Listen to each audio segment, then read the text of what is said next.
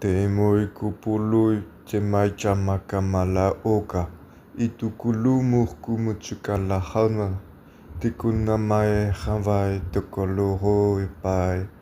Irutukumului chekele ai chekele o turpului.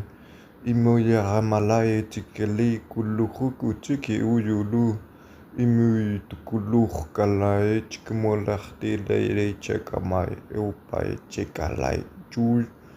Iparituru ipaitamakalai echai oka chemakala a.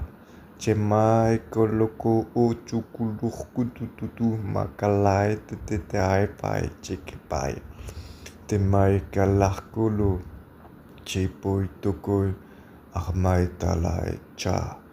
Chopoloh tukulumo iturpulu kuu amateka.